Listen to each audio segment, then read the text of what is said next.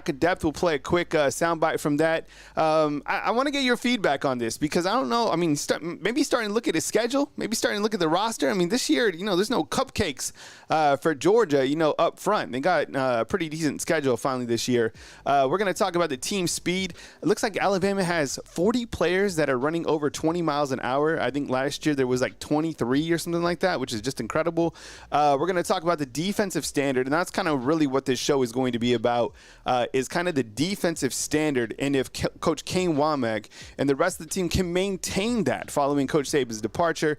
As you know, I felt like the defense made a lot of ground last year, and kind of, we're back to playing defense, and I get it. We're in a world of grass basketball where it's hard to keep even 3 touchdowns off the board. That's kind of like the old 10 points to me.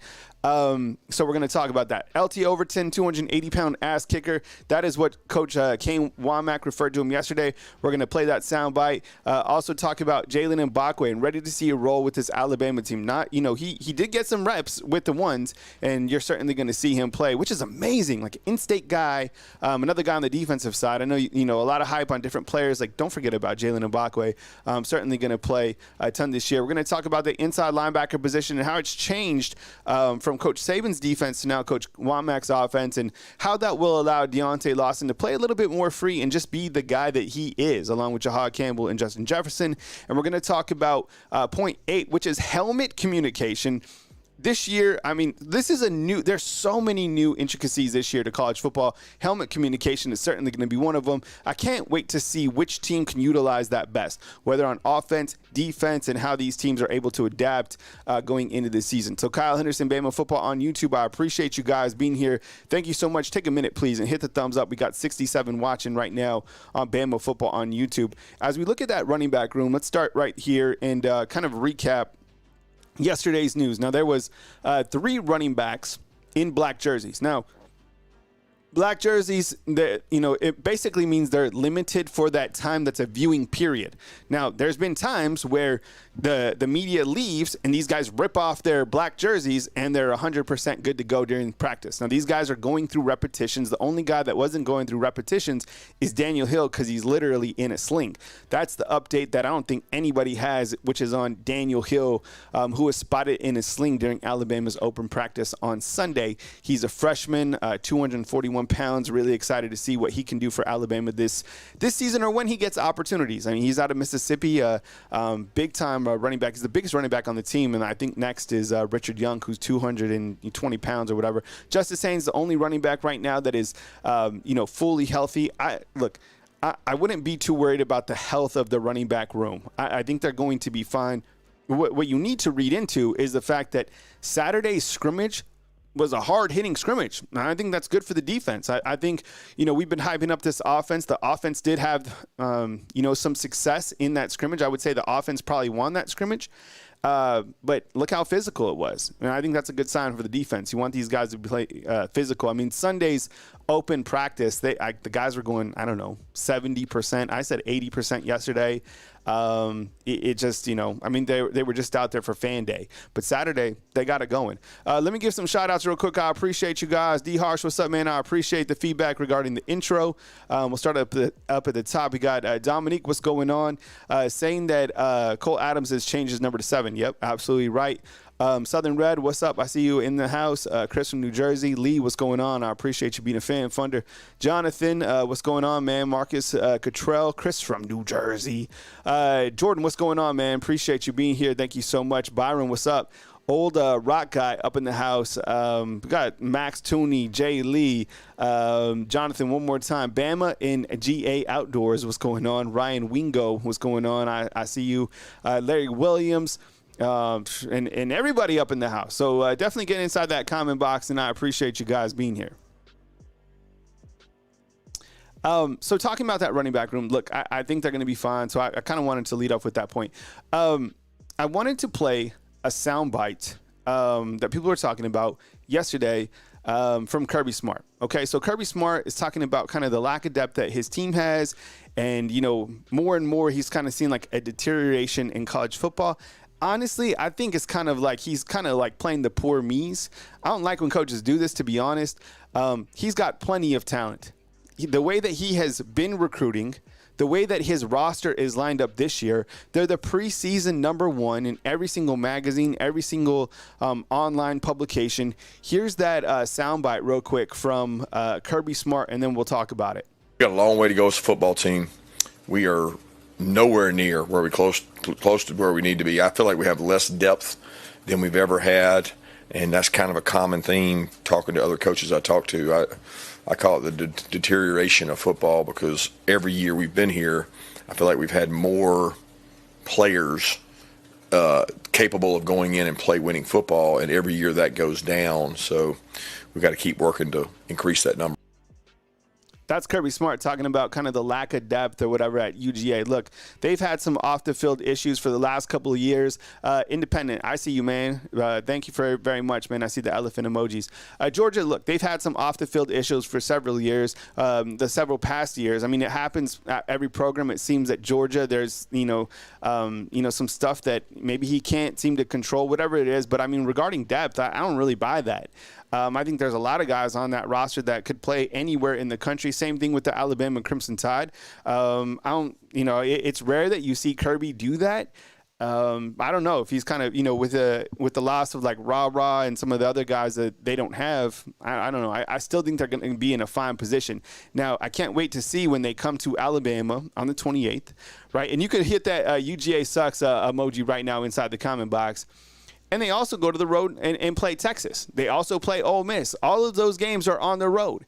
It's like, right, Brian? I'm not buying that either, man. Like, I don't know how good he is at playing poker, but look, I'm calling his cards on the table. Like, this is the team that, they're preseason #1. Their quarterback is elite. Their running backs, they have everybody. On defense, they should be good. They enter the season winning their last 31 out of 32 games. Look at this. They are a 4-point favorite over Alabama for that game September 28th. By the way, we all know what's coming from Alabama in that game, right? We appreciate the 5 fan funderships, man. Thank you so much for continuing to contribute right here on Bama Football on YouTube. Love the new avatar, Patriot Life. Thank you so much, man. Love the bracelets, man. I can't really see them, but I'm sure you're hyping up somebody. So thank you so much for helping build this community right here on Bama Football on YouTube. Are you buying it from Kirby Smart? I'm not, right? Like play the fiddle. Like, no, man. Like, we know you got a good squad, right? Depth isn't an issue, and it's not an issue here at Alabama. That's 100%. As we move to point 3 on the screen, and I appreciate you guys hitting thumbs up if you guys roll tide. 85 in the house. I appreciate you guys being here. Kyle Henderson, Bama Football on YouTube. Run the thumbs up, and we'll continue to cruise through the show. This was amazing. This made my ears perk up. I was like, okay, every single year, you see in the NFL guys who are running over 20 miles an hour, right? I think, like, who's the fastest? Is it Cheetah who's running, like, what is he running, like 25? Someone post that inside the comment box. Anything over 20 miles an hour is extremely fast.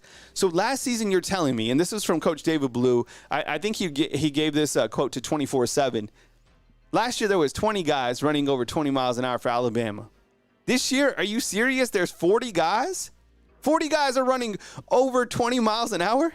Like, man, Max Tooney, that's what I'm saying. No, not like the physical Cheetah. I'm talking like Tyreek Hill.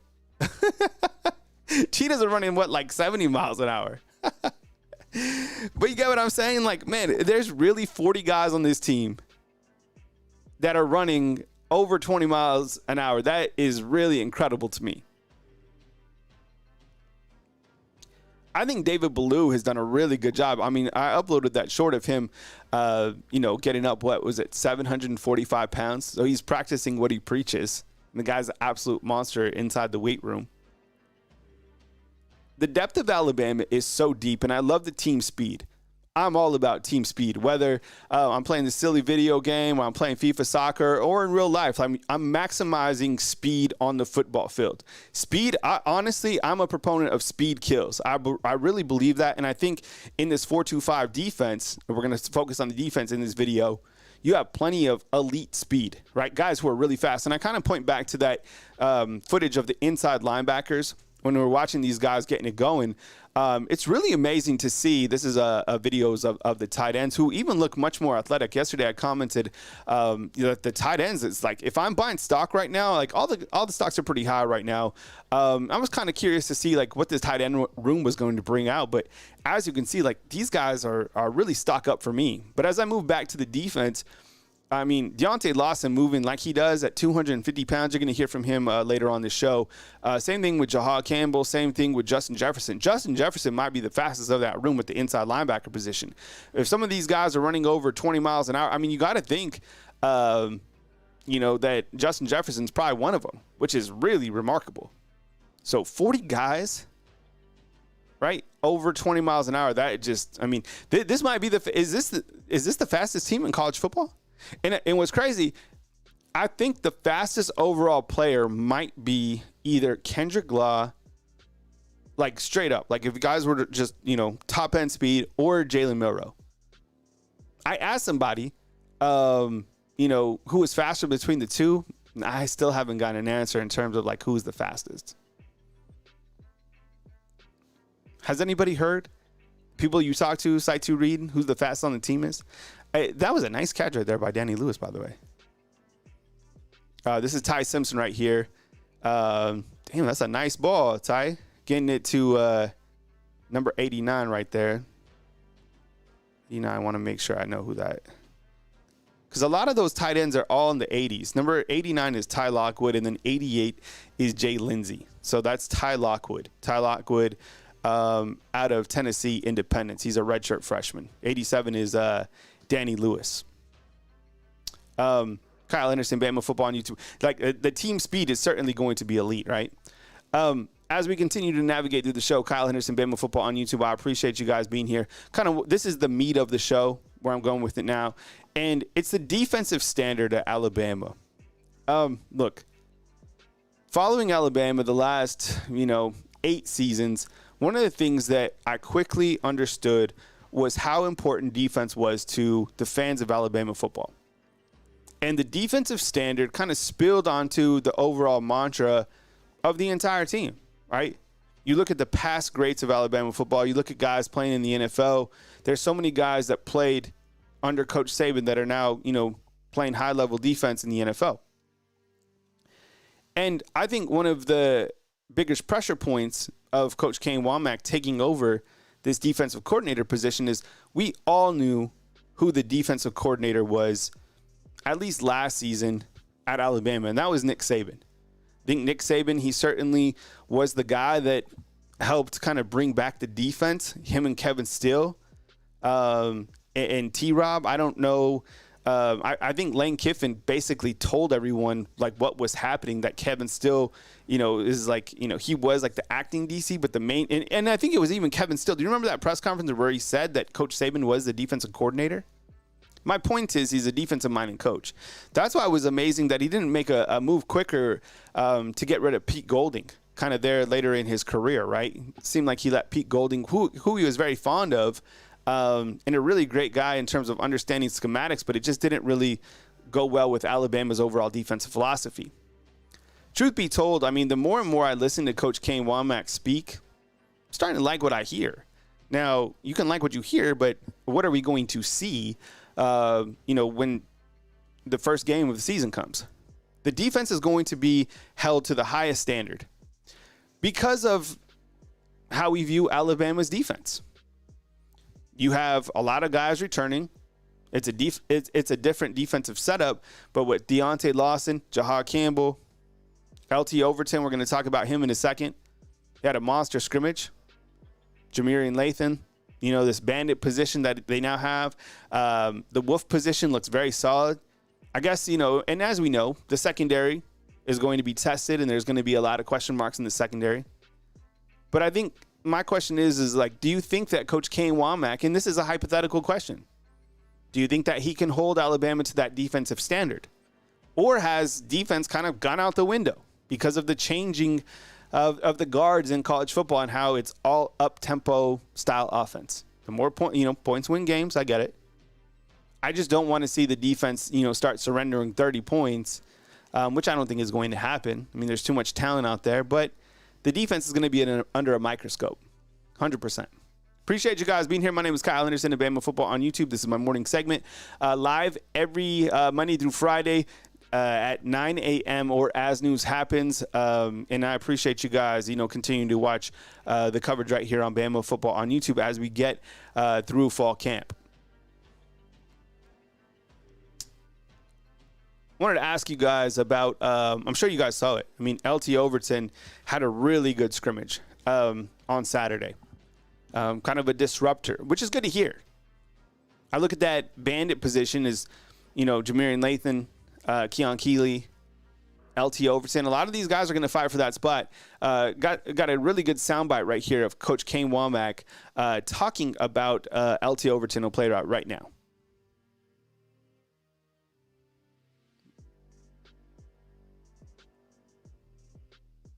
LT has a great skill set. You can tell he has honed in his pass rush ability. He's got really good complementary answers to his fastball.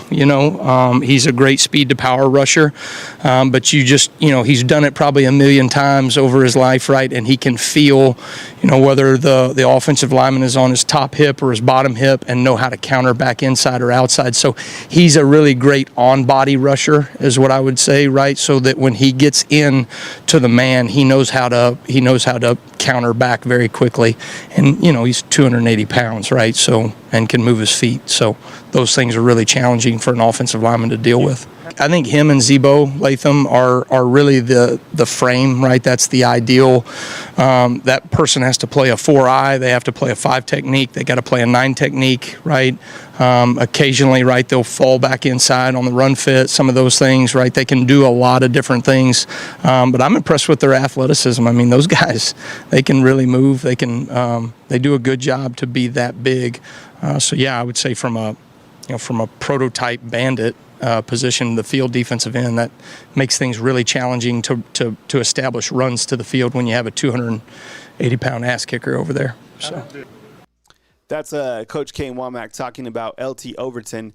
And I think when you look to that bandit position, and we'll navigate for that bandit graphic right now. I mean, there's so many guys that can, he can rotate in and out, and I think that's a position that people are going to be excited to see kind of under this new 4-2-5 defensive front, is which guys can stand out, which guys can get after the quarterback, and which guys can play at a consistent basis. Now, in this 4-2-5 frame, which we've talked about, you have the D tackle, which are guys who are bigger, right? Tim Keenan, Tim Smith, Jaheim Otis, James Smith. James Smith looks really good on film each and every time you see him. But this bandit position, guys who are athletic, guys who can pass rush, and Jamarian Lathan is one of those guys that Kane Womack just mentioned. But LT Overton, I think stock up for him, right? Stock up on the tight end room, stock up for LT Overton. Certainly good to hear when you're talking about Alabama's defensive front and kind of getting back to that Alabama defensive standard, right? I mean, starts in the trenches, right? And Keon Keeley at some points in time, and he looks good. He's going to play this year. 100%. But when you look to back to Kirby's comments saying that kind of the deterioration of depth, the Georgia roster, we ran through it, it'd be very comparable, very similar to what Alabama has. Alabama has elite depth, and the teams that are going to be able to survive this college football gauntlet of a season are going to be the teams that have of the most depth. And I can't wait to see what happens with Alabama's overall depth. We talked about the running backs kind of being a little bit banged up. We talked about Kirby Smart. We talked about the team speed. We talked about the defensive standard here at Alabama. We talked about LT Overton. Moving to our next point, which is talking about Jalen Mbakwe. Look, there is a heavy competition for the corner spot opposite side of Damani Jackson. That's truth, okay? I think right now, it's a pretty even competition at the corner position because of the fact that Zabian Brown did injure his hand. So now you have 3 guys probably vying for that spot. One is, Zabian Jones trying to fight off the 2 challengers, and the 2 challengers are Deshaun Jones, it's a Wake Forest transfer, and then also Jalen Mbakwe.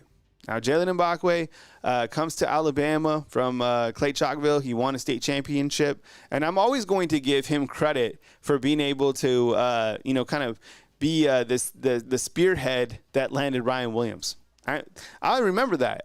He actively recruited him, played against him, and I think Ryan Williams had mutual respect for him, right? They knew they were going to be on opposite sides. Iron sharpens iron, and it's good to see Jalen Mbakwe getting some notoriety. Sometimes people don't really talk about, all of the freshmen that could contribute. He will contribute, and K. Womack certainly said that about Jalen Mbakwe recently. And here is Coach K. Womack talking about Jalen Mbakwe.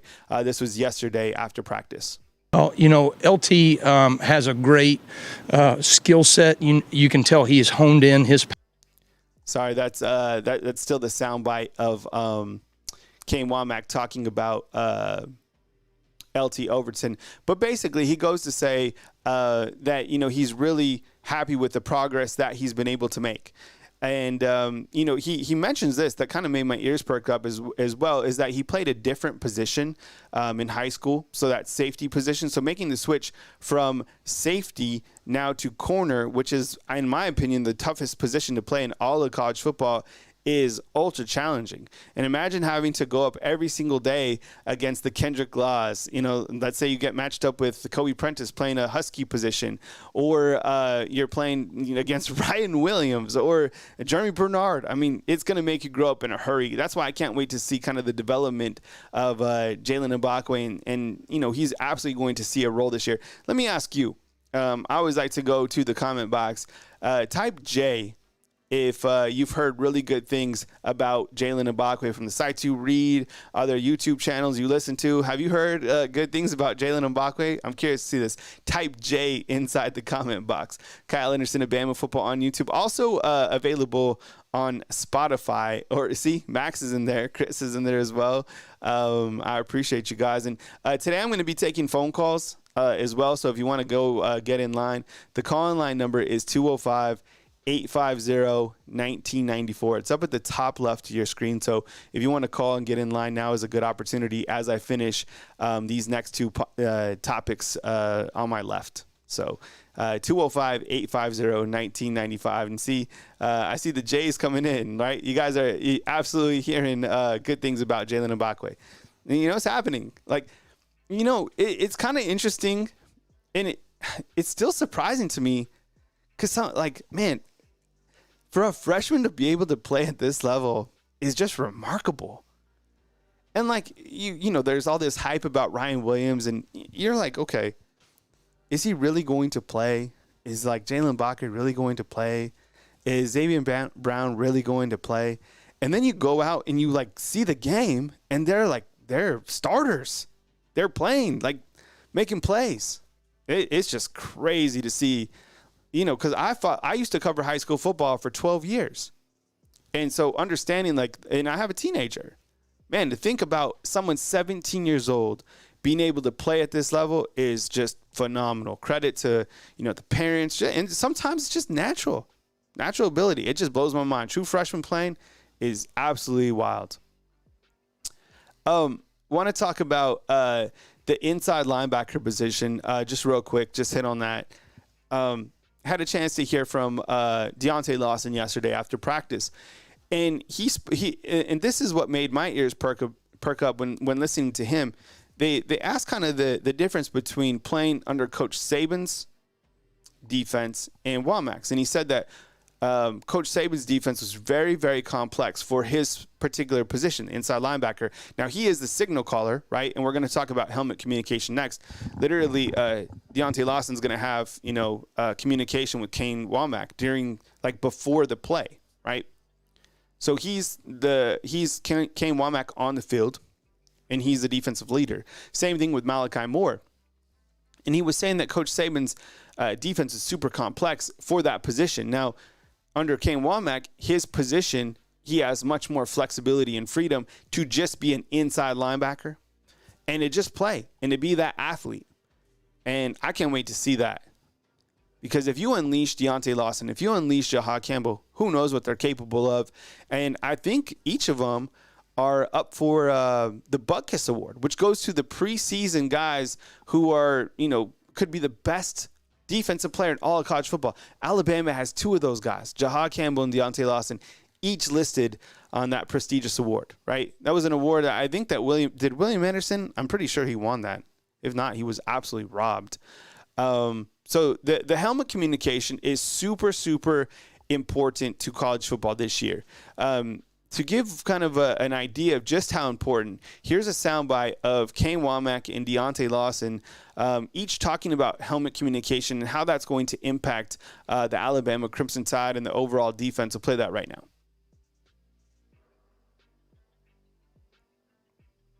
That's a great question. I think time will tell. We're different. The NFL, right? They have pictures, so they have a picture. 4 seconds before the snap, 4 seconds after the snap, right? In high school, they've got big home screen entertainment systems, right? That they work on, right? And so then we have the iPads, right? And all those things. I think. What it will do is it will confirm, right, from a defensive perspective, hey, did the ball hit in the B gap here? Did it fold outside, our defensive end, or did it go inside here? What route concept did they run? Okay, this was a number 2 receiver on an over route, right? Those are the things that you can just confirm immediately and get corrected. So in that regard, right, you never have those moments where you go, hey, on Saturday night after watching the game, right, that, that's what they were doing. Good coaches, right, you try to minimize that, right? You try to be a human iPad, right, so that you can see things in real time and make adjustments, and we've taken great pride in doing that. So, I wonder if it will be an equalizer to coaches that can't see in real time quite as well. But at the same time, right, it's certainly going to be something that we're going to utilize as best we can. Say that one more time. Are we making too much of the green dot helmet communication? Not really, because it has its challenges. Once we get in the stadium and there's 100,000 fans, it can be challenging. So I don't think I'm making a big deal. It is a big deal because if we're not all on the same page, then that could be a touchdown, explosive play. That was Kane Womack and Deontay Lawson talking about helmet communication. My name is Kyle Henderson at Bama Football on YouTube. I appreciate you guys being here. 205-850. We're going to take some calls in just a second. I appreciate you guys being here, and I hope that you guys are off to an amazing Wednesday, August 14th. To watch today, you have Alabama practice once again in fall camp. You'll hear from the offensive coordinator, Nick Sheridan, later on today. We'll bring that to you right here on Bama Football on YouTube, and Alabama has another scrimmage this coming Saturday. You'll hear from Coach Kalen DeBoer following that scrimmage. Let's go to the phone lines right now, and we'll take Chris from New Jersey. 973, you're up right now. Chris, what's up, man? Good morning to you. I appreciate you calling in. Thank you for joining us this beautiful Wednesday, August 14th, man. Come with it. Kyle, happy Wednesday. I forgot to mention to you last time I called, but so this is a little Milroe love, and I don't know if you mentioned this or you caught this, but Kevin Sheridan was doing an interview, and he was glowing about Milroe, but he at one point he kind of stops the interview and he gets real serious and he says, "I hope that Jalen understands how much I and the entire coaching staff appreciate him." And I remember, I thought that's like the most glowing thing that anybody said about Jalen Milroe, I bet you, ever. And I'll tell you why. You know why I think he said that, Kyle? Is because and I can't believe we haven't found it out, and you'll probably be the one to find it out, is I'll bet you almost every major program in the country was trying to poach Jalen Milroe. Yeah. So anybody who thinks they have doubts about Jalen, I keep on writing in the comment box, and I will continue to write, Kyle. Jalen equals Heisman.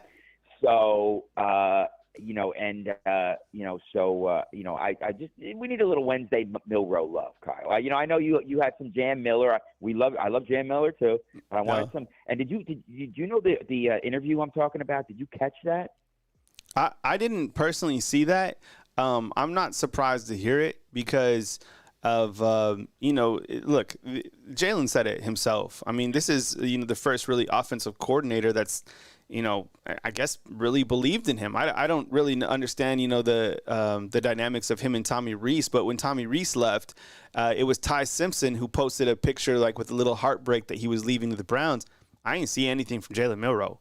I'm sure, they had a working relationship or whatever, but he openly said that Nick Sheridan has been, by far supportive of him at that quarterback position, helping him develop. And I think it's kind of a thing where a lot of fans kind of in that category aren't going to be happy with, small clips of him throwing to Ryan Williams and some checkdowns. They want to see it happen in the game, and they want to see it happen all season long. But clearly the deep ball is there. I mean, think about this. I mean, true freshman, 17 years old, catching a 50-yard touchdown from a Heisman favorite. I mean, I think that's got to send shivers down the spines of the rest of the world of college football. It probably does.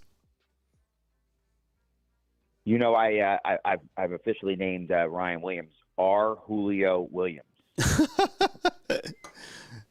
And he's going to play. He's going to be hard to stop. And look, he went against, Deshaun Jones. Welcome to the SEC. I look, and even what Deontay Lawson said. I mean, they're out there and they're seeing these guys. He said it yesterday on his interview. He's like, yeah, it's amazing for a guy to be 17 to be able to understand concepts, man, zone. But he also loves the fact that he's from L.A. That's Lower Alabama. I mean, each of those, the football talent in Alabama, that Lower Alabama area is like on fire right now. What else you got, Chris? So speaking of that Alabama talent, and I'm going to continue to hound you about this, Kyle. Three things: Ford. You got to get him, Kyle. He's our new Ryan Williams. We got to get that guy. So all right, and then one last thing I want to mention is talk about like quarterback development. And I'm not saying we haven't had quarterback development in the past. I don't, and I hope anybody in undefeated takes it wrong. But remember, DeBoer is he's a quarterback whisperer, my friend. And I did this the other day. I pulled up some way old videos of the quarterbacks throwing from last year. And, you and I spoke about Milroe's now throwing like NFL looking darts, but who else is throwing NFL looking darts? Ty Simpson. And has DeBoer just been working with them on motion they're throwing that's what the ball looks like in the NFL. And, I'm not saying the other ones are throwing good balls, but not Milroe and Ty Simpson, those balls are clearly different than the other quarterbacks. So, maybe we got a whisperer, Kyle. That's my last piece that I wanted to chat about. So anyway, listen, happy Wednesday. Thank you for what you do. My best to the undefeated, and we'll talk soon. Roll Tide, my friend. All right, Roll Tide, man. Thanks for calling in. That is good buddy Chris in New Jersey calling in from the 973. We got 770 up next, and the call line. There's room. So 205-850-1994 if you want to call, sound off on the Alabama Crimson Tide. Please do. 205-850-1994. The call line number is at the top left. We'll go to our 770 in just a second. I think Chris talking about the quarterbacks and having a quarterback whisper. Well, for the defensive standard and a defensive coach, now you have an offensive-minded coach and a guy that has done a really great job with quarterbacks in the past. I mean, the job that he did with Michael Penix Jr., my goodness. I mean, the guy, you would turn on the Washington game. I remember I was watching Washington and Oregon, and I was just sitting back and really surprised and utterly impressed with the touch and the delivery from Michael Penix Jr. Now, he had some absolute ballers at wide receiver. I think Jalen Milroe has more talented wide receivers over here. So, look, the deep ball has been there. You guys want to see the short intermediate. One thing that we really didn't see under, Washington's, schematics was the fact that, look, Michael Penix had run. I mean, he's fast, dude, but it wasn't really part of his game. I think Jalen Milroe has that ability as well, which makes him ultra dangerous. And you look at the 6 wide receivers that he could throw to, 8 wide receiver deep, whatever Alabama is, it's clearly an embarrassment of riches. We go back to the phone lines with the 770. I appreciate the call, Chris, and 770. Let's do it. Hey, you're on the line with Kyle Henderson. This is me. Yeah, who am I on the line with and where are you calling in from? This is me, Lucas. I'm calling from Georgia. Lucas, what's up, man? I appreciate you being here, man. Come with it. All right. I want to talk about the running back room. I know we banged up, but I'm not too worried about it because you know why? Because we still got a long ways to go for the season. I think these guys will be healed up. But the only guy I'm not expecting to be back, but that's okay, is the freshman who is the one that got his arm in the sling. I'm not expecting him back.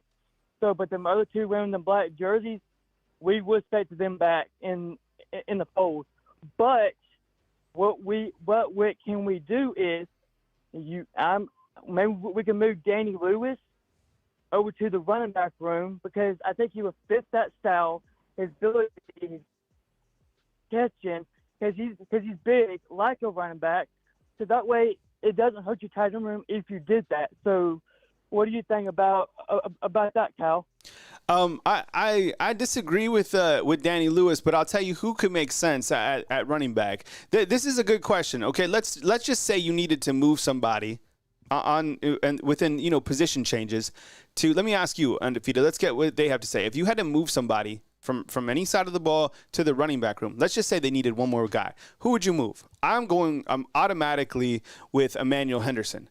Emmanuel Henderson came in as a running back. I think that, based off the depth that they have at the wide receiver position, he could fit in there nicely. He could be kind of a 1-2 punch type guy that could be a running back, could be a wide receiver.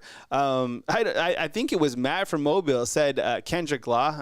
Kendrick Law, what is he, 220? Is he 210 pounds or something like that? So maybe similar size to like a Jam Miller with the speed that he has. I don't know. Let's see. I'm curious to see. Put Robbie Oots back there at 270 and give him the ball a couple times. I don't know. I'm curious to see what you guys have to say inside the comment box. What else you say? What else you got in terms of what's on your mind with fall camp? Go ahead, man. Well, I kind of do agree with that with you. I do agree with your question. The reason I said Danny Lewis, because he could be that guy. He could pick up yardage. Yes, he might not be as fast, but you could get him the ball. He could pick up like first downs, and maybe we could hand it to him. Say, hey, give me some yardage, and he could pick it up. But yeah, he's not gonna like get the ball like he's one like their prospect does. But you can hand it to him. But like I do agree with your question about Emmanuel Henderson. I do agree with that. I think I like that better about Emmanuel Henderson. What else? What else is on your mind, Lucas? When you look at fall camp storylines or things that you're kind of tracking with this Alabama football team as we get, and someone said it inside the comment box, which I completely agree with. Is the month running slow? It seems like we're like in that hamster wheel mode of August. And look, August is a long month, and you play on the last day of August. Like I felt July flew by, but now August, it seems like we're kind of stuck in the mud a little bit.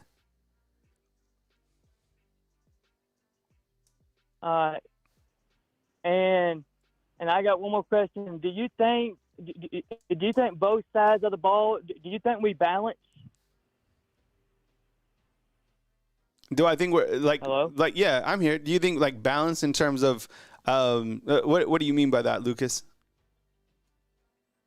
Like on both sides, like the defense and the offense. Like, do you think we balance, or do we have one side balance and one side off? Or do you think we totally equal on both sides of the ball? Yeah, I'll answer on the other line, man. Thanks for the call, Lucas. I appreciate you joining us, man. That's Lucas calling from Georgia. I appreciate it. 317 up next. I think how I'm interpreting that question from Lucas is maybe who's ahead right now in terms of which is the offense ahead of the defense. Maybe that's how I'm looking at the question. Lucas, I appreciate the call, man. Thanks for calling in from Georgia. We have a 317 up next. And if you want to call in, 205-850-1994. I think the offense is ahead of the defense. I really do. I kind of look back to Kane Womack. I had a chance to kind of rewatch and interpret what he said. And he said basically that the offense, which is true in college football, you have kind of a script of plays that you want to run. And that's, you strike first. And I think that's what happened in this scrimmage. But it gives the defense an opportunity to kind of regroup and be ready for the next time that they match up. Because I would say that the offense beat the defense in the scrimmage. But then you could say maybe, the defense was able to get to the running back room or whatever it was. Because, clearly it was a physical scrimmage. But I think, the offense is ahead of the defense, which I'm not surprised right now with all the weapons that they have on the offense, and considering you had to kind of rebuild and retool this defense with a new schematics team. We go to the 317 right next. Hey, you're on the line with Kyle Henderson. Who am I on the line with and where are you calling in from? Hey, good morning, Kyle. This is Marcus from St. Pete, man. Hey, what's up, Marcus? I appreciate you calling in, man. Thank you so much, man. I'm jelly that you're up in St. Pete, man. If I was in St. Pete, man, I'd be doing the show from the beach for sure, man. What's up, man? I appreciate you calling in, and thanks for the continued support. Marcus, go ahead, man. Absolutely. First off, I got to say something, man. That dude who called into your show a few weeks ago questioning the GOAT about his on-the-field coaching ability, don't ever let that dude call into your show again, man. I don't know what that dude was talking about. Coach Saban won 6 national championships at Alabama, 8 or 9 conference titles, and got into the playoff multiple times. I don't know what this dude's talking about. Yeah, and the thing, the thing about Coach Saban too is kind of the consistency that he had, right? And this was a lot of people don't take this into consideration, and I think they will over time when we look back on Coach Saban's career. How many offensive coordinators left? How many defensive coordinators left? How many players left early for the NFL draft? And Coach Saban was able to retool every single year at the highest level. Exactly. He was the only constant. He was the only constant. The only constant that was really here other than him was Jeff Allen. And then for like a little run was Pete Golding, who was, here for 4 seasons. But so many assistant coaches were here, gone, and, plucked away from Coach Saban. And he was the one constant that was able to play at the highest level. I'll always look back on the fact that so many players left. Imagine if if players couldn't leave early, how low Coach Saban have 5 more titles. Yeah. I agree. But since you're talking about defense, I had to say that, man. But since we're talking about the defense, I wanted to know, have you heard anything if Coach Womack and the defensive staff are planning to keep and utilize that cheetah package from last season? The reason why I ask is I feel like our linebacker room has a lot of depth. I feel like the pass rushers can get after the ball with this swarm D. I mean, obviously we have to see it live, but have you heard anything about them keeping, putting 3 pass rushers on the field, coming out with a different schematic package to where they can cut those guys loose? Or seen anything in practice? That's a damn good question. I mean, the cheetah package, that's amazing. That's a good question considering the type of wolves that you have on this team, right? A wolf position, the Q Rob, the Quay Russo, Yanzi Pierre. Each of these guys able to get after the quarterback. I think I didn't mention Keanu Coate. There was a formation that they busted out. I don't know what it was called, but they had three inside linebackers on there. They had Justin Jefferson, and he might be one of those guys considering he has that speed that they could utilize. Yeah. I just think as we're talking depth and we're talking defensive standard at Alabama, the only area that I'm kind of, a little bit not necessarily concerned about, but I want to see how they're able to adapt is that secondary because there's young guys. Now, young guys can play at that level, but playing corner and being young it's tough, right? I mean, you imagine Xavier Brown in the first, if he's the starter, which I would imagine he is, the first 5-6 weeks, the amount that he's going to grow and the amount that he's going to be tested. If I'm Western Kentucky, I'm attacking him. If I'm South Florida, it's not necessarily right, but I'm going after him immediately. And if I'm Georgia, the same thing with Tyler Van Dyke at Wisconsin. It's going to be a part of their game plan. They understand what Alabama has in the secondary. To counter that, though, is a pass rush. And, a couple weeks ago, remember Kane Womack when he talked about how many turnovers there were at the NFL and how it correlated with pass rush? Yeah. I thought that was probably pass the soundbite. The quarterback. Exactly. Yeah. And so you start to hear of LT Overton, a 280-pound ass kicker. You have, other guys like a Q Rob. Or, I don't know. I kind of have a feeling Keanu Coate's going to go crazy. If you played this game, NCAA football, Keanu Coate will win the Heisman Trophy for you. Jesus. No, he's so dynamic and people, he just hasn't had, his a true opportunity in Quay Russo as well. So I don't know. That's a really good question on that cheetah package. I'll dive back into that. What else you got, Marcus? I'm not afraid to say it. I am a little concerned about the secondary. I would feel more confident if Caleb Downs stayed.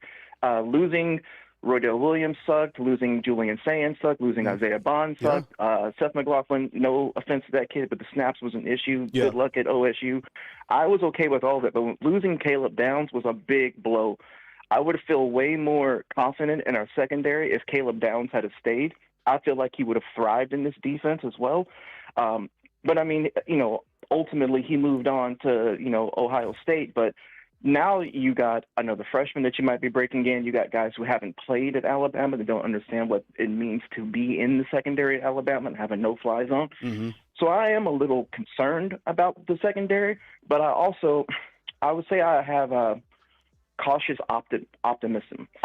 Yeah. Like I'm cautiously optimistic about the way the secondary is going to perform. However, I do feel like if the defensive line and that, the Wolf and the Husky and everybody does their job and it speeds up the game for the quarterback, then they don't have that time to go through the progressions, which then it means it helps the secondary. It balances out having the experience for making the quarterback make a bad decision or throw it a little too soon or a little too late. Mm-hmm. But I am worried about the secondary some big time. Yeah, I mean, I am too. I think a lot of Alabama fans probably are. If you take off like your glasses and you're like, everything's going to be great, you're kind of a little bit stressed about the secondary. You're like, okay. Now to counter that, you have Mo Lindquist. Man, that guy, I don't think he'll be here long at all. If I'm a school that I know, man, like having Mo Lindquist and Kane Womack, man, he's great. But you look to this Alabama secondary, and look, there's a lot of question marks about Damani Jackson too. I mean, we feel that he's going to be this guy that just comes in. Yeah. He has to prove himself here. He has to prove himself in a weekly SEC type environment. Like the Pac-12, and we were talking about this yesterday on the show. People were like, Kalen DeBoer is not getting the respect that he deserves. And I said, it's not because of what he's accomplished. It's about the conference that he's coming from. If you're an SEC country, we don't respect the Pac-12. Never did, never have. Like, we see the Pac-12 as soft. We see it as a place that doesn't play elite defense. And I think that's rang true over the last 5 to 7 years. Who's been the best, like the top tier team that's played elite defense in the Pac-12? It doesn't exist. So that's why people, they just don't understand. But I mean, he's won everywhere he's gone. But Damani Jackson had to prove himself. The guy from Wake Forest, Deshaun Jones, he has to prove himself as well, coming in from ACC school. Yep. And the freshmen, they haven't seen any type of action. Xavier Brown, as good as he is, or Red Morgan, who plays that Husky spot, Zabe Mincy, Jalen Mbakwe, these guys have not played yet. So if you really want to, go after Alabama's secondary, you have a right to. On the flip side, a lot of these guys that came in the secondary, they were here since January. So are they really freshmen? Yeah. Do you get what I'm saying? Like, they went through all of the fourth quarter program. They played in the spring game, in March and April, and they went through all of summer workouts, and now they've had August to, battle, in scrimmages and daily competition. So are they really freshmen at this point? It's not like they just graduated high school. I mean, the summer enrollees are like Ryan Williams and a couple other guys, but most of the secondary players have been here since the spring period.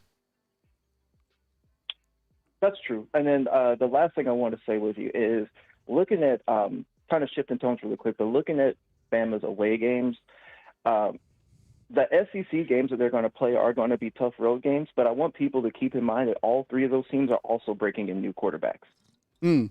Like last year was Jalen Milroe's first year starting, so now he has a full year under his belt. He knows what it's like to play in hostile SEC environments. Don't get me wrong, I know Garrett Nussmeier has experience, but he's going to be, I believe this is his first year starting. Yep. The Nico kid at Tennessee, this is going to be his first year, and then the kid at Oklahoma, this will be his first year as well. Really good points. I feel confident in those games that as long as the defense holds up their end of the bargain, that Alabama will get out of there unscathed. But it's the other games that is going to be, a true test, I feel like, on Alabama's schedule. I know everybody's looking towards the Georgia game, and I don't really know if I believe what Coach Smart is saying over there. I think maybe he's trying to give his team some rat poison so they'll be motivated for the season. Which I feel, you're the king of the castle, so you got to make sure your troops and everybody buys into the hype that everyone's gunning for you, which they are. But to act like they don't have depth, I don't believe that. But I just want to say, everybody keep their heads up. I do believe Alabama's going to have a pretty good season. And I think that those away games, I think Alabama's going to shock a lot of teams just because all those teams are breaking in new quarterbacks at the same time. Really, and I feel like that gives us the advantage. Really good point, because if you look to the front end of Alabama's schedule, every single quarterback is experienced. But if you look to the back end of Alabama's schedule, it's the opposite, right? Like just like, as your point said, that's an interesting way to look at it. So those guys, those quarterbacks will have time to, have game experience by that point in time. With that said, when these back end games start going, I mean, there's going to be so much on the line. Big time college football environments, so much on the line now that you only have number 1 and number 2 playing in the SEC. But the road games for Alabama will also be challenging. I talked about this yesterday. Tennessee, LSU, going to Oklahoma. Regardless of how people feel about Oklahoma, I just think it's going to be a tough game. It could be snowing in Oklahoma by November 23rd. I know it'll be freezing. So we'll just have to track that. But I appreciate you calling in, Marcus, from St. Pete's, man. Call again anytime. Absolutely, man. Roll Tide. Yeah, everybody. Roll Tide to you, man. All right, take it easy. We got a 251 coming up next right here on Bama Football on YouTube. I appreciate you guys being here. In case you missed it, the AP came out this week. This is their preseason top 25. You got Georgia, Ohio State, Oregon, Texas, Alabama, Ole Miss, Notre Dame, Penn State, Michigan, Florida State. I told you before that I feel that Notre Dame and Penn State are both overrated. I don't really know about Florida State. I'm excited to see how Roydell Williams does over there. And in fact, I haven't even really heard an update on him. Not that I read Florida State news. I think Malik Benson, who went over there, was injured. Missouri, they come to Alabama as well. So does Alabama plays LSU. Alabama plays Tennessee. All those teams. Alabama plays Oklahoma. Those teams in the top 20. So I do think it is a challenging schedule for Alabama, specifically on that back end. And then, of course, you got the big one with Georgia. Taking the 251 next. Let's do it. You're on the line with Kyle Henderson. Who am I on the line with, and where are you calling in from? Hey, what's up, Kyle? This is Matt from Mobile. Matt, what's up? We were just talking about you, about your call. So now's your chance to rebuttal, man. But thanks for calling in from and thanks for calling in from LA. I mean, and as I was saying earlier, like the high school football talent in your area right now is crazy. And like Deontay Lawson, what was cool yesterday is he's able to hype up Ryan Williams, considering they're both from LA, and he seemed pretty happy for the young freshman. But anyways, Matt from Mobile had a pretty exciting call a couple days ago, and he's back on the show, man. So Matt, come with it, man. Welcome on in. Yeah, there's Mobile has produced a lot of talent. I went to St. Paul's down here in Mobile, and they had AJ McCarron and a few other guys that are in the NFL. But I played basketball. I was not a good football player at all. But I love Alabama football. And all I was saying the other day, so I was not questioning Nick Saban's goatness at all.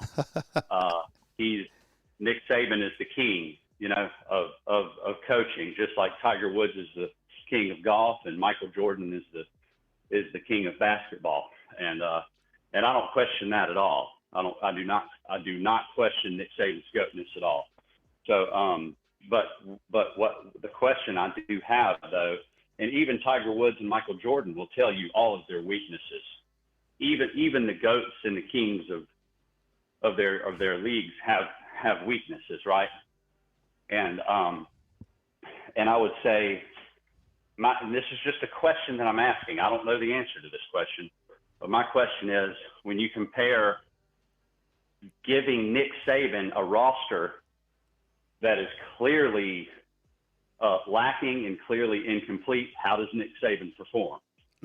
That's my question. Well, he was given that opportunity right when he came to Alabama, and I think his record was 7-6.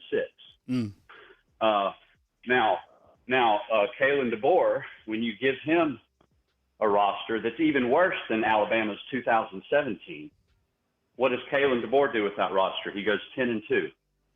That was his first year at Washington. And so I'm not comparing goatness levels. I'm comparing how does this coach do when they're given an incomplete roster? How good of an actual coach are they? Not the recruiting aspect of coaching. Yeah.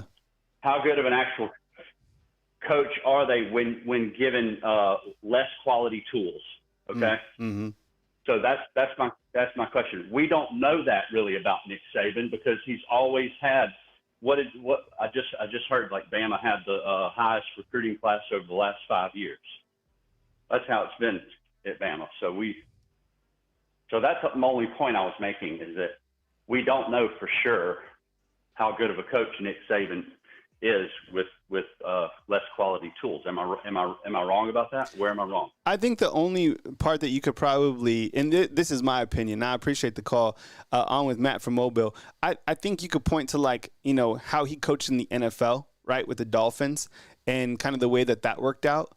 But my counter to you is I feel that Coach Saban, and you probably look at him during different points of his career, I think that Nick Saban is just such a good master of psychology in terms of coaching that he's going to develop a team. I'm behind Coach Saban, regardless of the team that he takes over. I just feel that he'd be able to lead a team that had less caliber to, you know, a bowl game.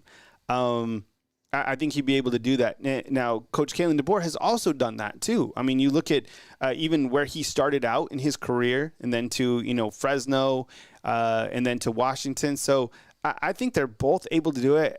So I don't agree with you on this point.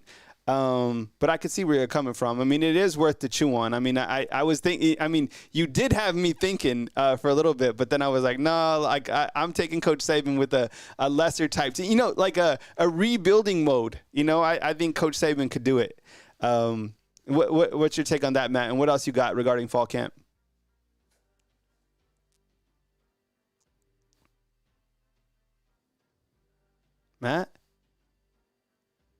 Matt left. Matt called back. I don't know what happened to you, man. But Matt with the call from Mobile. Let me ask you before I go, do you think Coach Saban could rebuild? Now, look, it's tough to win at a variety of places. Like, I'll go back to, like, my alma mater, New Mexico State, right? And what Jerry Kill was able to do at New Mexico State last year, that was damn impressive. I mean, they're able to go beat Auburn.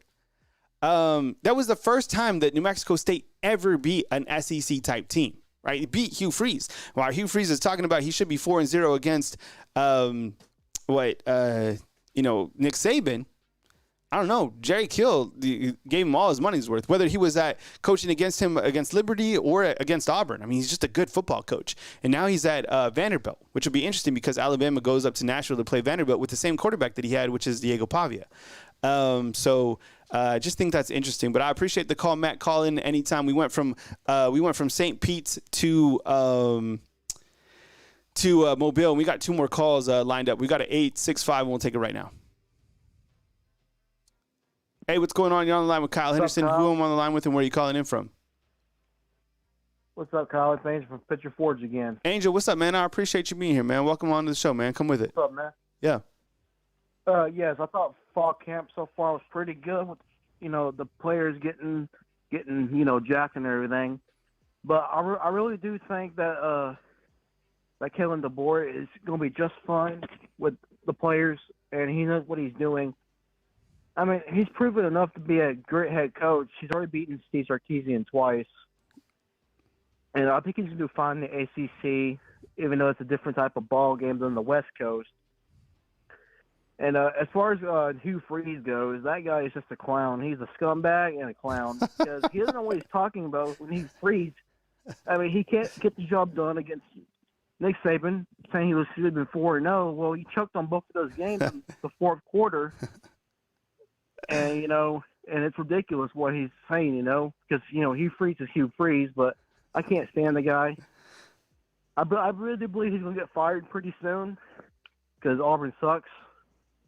And, everybody hates Auburn. There's no excuse for losing to New Mexico State. And I don't think he'll last longer in the ACC. I'll give him like a year or two. That's it. And as far as Texas and Oklahoma, they're going to have a rude awakening, and they're going to wish they're going to be back in the Big 12 because they can't. I don't think they can handle it. I mean, Oklahoma can't because they're pretty terrible with their quarterback. I mean, he can't really throw a ball to save his life. What I saw against him in Arizona, I mean, he was terrible. And Oklahoma game, I'm not too worried about it. And Jackson Arnold ain't that great of a quarterback. And what do you think about Jackson Arnold as a quarterback for Oklahoma? I don't think he's a threat. Yeah, like Marcus was saying, those back-end quarterbacks are all new. I mean, I would have been concerned about Dylan Gabriel. I've always liked Dylan Gabriel's game. I understand, he had to make the change up to Oregon for the bag, and I think he'll have a successful season. I don't really know too much about Oklahoma's new quarterback. I have to watch him kind of in action. So, yeah, I don't know how he'll do, but I'm curious to see how Oklahoma and Texas, they fared this year. Did you see that Texas just lost another running back? They've had 2 running backs that are already out for the entire season. I mean, Bama's room is a little bit banged up, but that's just kind of like, maybe ice on the calf or whatever, like nothing major. They've lost 2 running backs for the entire season all year. And that's when you start to look to your depth. I mean, emergency situations, who else can play running back? Because how many other scholarship running backs do you think they have? Maybe 3? So that many. Yeah, if you're a Texas fan, you're probably sweating right now because you lost another quality running back. The Michigan game now. Yeah. I'm worried about the Michigan game now because they lost two running backs. Mm-hmm. Yeah. I mean, that's pretty vital. And at least have I guess the max I would think for a running back is at least 4 or 5 running backs because you don't know who's going to get hurt, who's going to take the rock. But I'm pretty glad that Alabama doesn't have those injuries because those are pretty brutal injuries with the torn meniscus and all that. I would hate to be that kid that get injured, supposed to have a pretty great season, and all of a sudden it gets ruined in practice. I mean, it's gonna be terrible for them on the sidelines because I couldn't imagine being injured like that, want to contribute to your team and lose it all in practice. And that's where you got to be careful in practice because if you don't, you're gonna get hurt. And I really think that practices should be good, should be hard, right? But at the same time, you got to take it easy a little bit until the season starts because you got to be prepared for those situations. That's why those coaches get paid enough money to make sure they're going pretty good with their nutrition and all that. And I think it's going to be brutal for this 12-team playoff. I really think a lot of people are going to get hurt this year because of the injuries. And the 12 and was it 15 games? I mean, if you play for the championship, you probably play close to 16 games, I think.